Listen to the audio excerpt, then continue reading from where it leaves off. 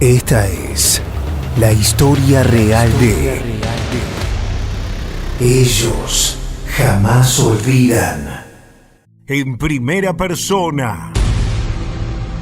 Somos de Barracas. Tenemos ascendencia española. Nos criamos aquí toda la vida, pero yo sé que mi hermana y su madre se criaron en España hasta la preadolescencia. Después la familia vino aquí. Cuando mis abuelos se divorcian a inicios de los 60, el nono se vuelve a España a ejercer su profesión de odontólogo. Es justamente con él que esta historia tiene que ver. Pasó en los 80. Nosotros ya sabíamos que él estaba viejo y enfermo. A veces íbamos a verlo, pero una llamada de su médico nos cambió el panorama. El señor está comenzando a tener alucinaciones. Escucha voces y dice ver cosas. Mejor será que no lo tengan cerca.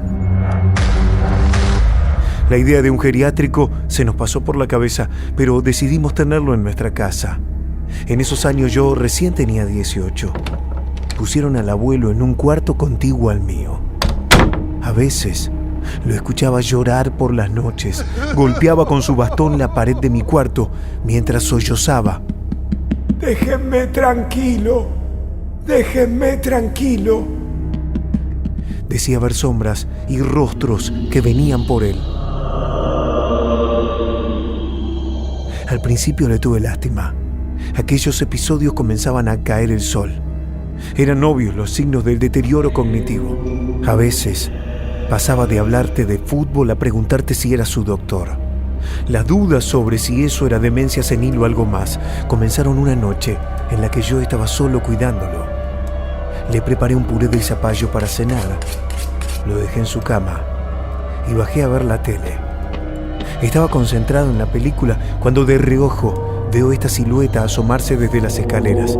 Sin alejar la vista del televisor dije: Abuelito, no se levante que ya voy. Durante la pausa comercial subí las escaleras. Entré a su cuarto. Se me paró el corazón al ver que mi abuelo no estaba en la cama. Las sábanas y el plato estaban en el suelo. Escuché un débil llanto viniendo de adentro del ropero. Allí estaba mi abuelito acurrucado. No me quieren dejar en paz. Ayúdame. Lo saqué de ahí. Le di su medicación y lo arropé. Ni siquiera hice preguntas. Para mí eran solo delirios de un viejo. Al regresar abajo y terminar con la película, apagué el televisor. En ese instante, cuando la pantalla quedó en negro, vi claramente a esta persona pasar caminando por detrás mío, yendo en dirección a la cocina.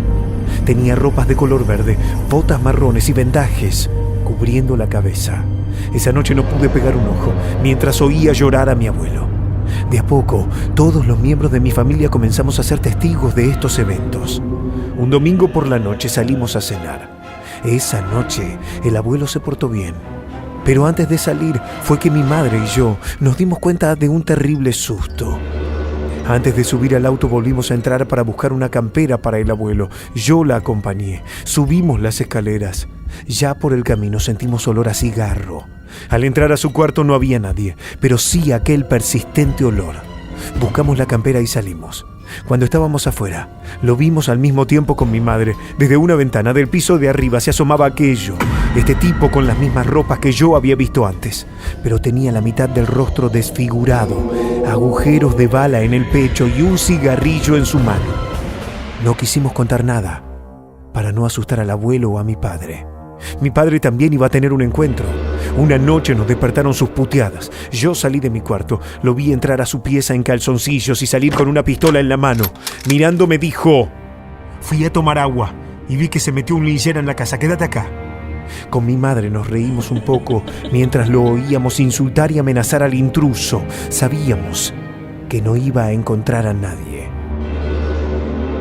A veces ninguno quería salir del cuarto. Era durante ciertas noches que se repetían constantemente. Se mezclaban los llantos de mi abuelito en su cama con una marcha de botas en el pasillo. Era obvio que los fantasmas lo seguían a él.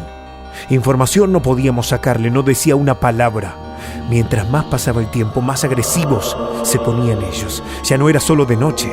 Una mañana mi abuelo cayó por las escaleras y se lastimó la cadera.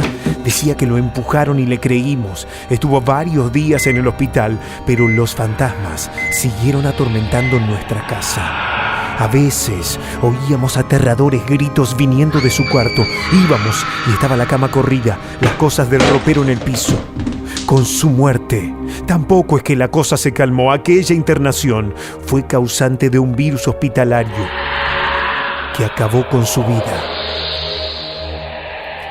Me acuerdo la noche más aterradora de todas. Yo estaba solo.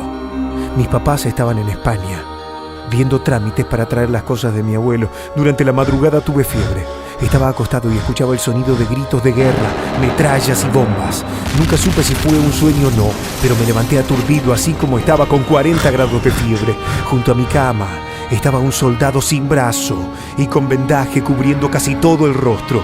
En las escaleras había partes de cuerpo. Vi un torso mutilado. Los soldados caminaban de un lado a otro, como haciendo vigía. En medio del living estaba mi abuelo con la bata del hospital. Estaba en posición fetal, llorando, mientras los soldados muertos caminaban a su alrededor. Al despertar estaba temblando. Me di una ducha helada y tomé algo para la fiebre. Cuando mamá y papá regresaron de España, trajeron consigo algo estremecedor. Ya nos imaginamos que el abuelo pudo formar parte de la guerra civil en su plena juventud, pero la carta que trajeron y me hicieron leer me puso los pelos de punta. La habían hallado entre las cosas de mi abuelo. Que el cielo me perdone. El infierno me va a reclamar algún día, pero solo tengo 19 años y al amor de mi vida esperándome. Como desertor deberé esconderme un tiempo. Quizá también ellos se lo merezcan.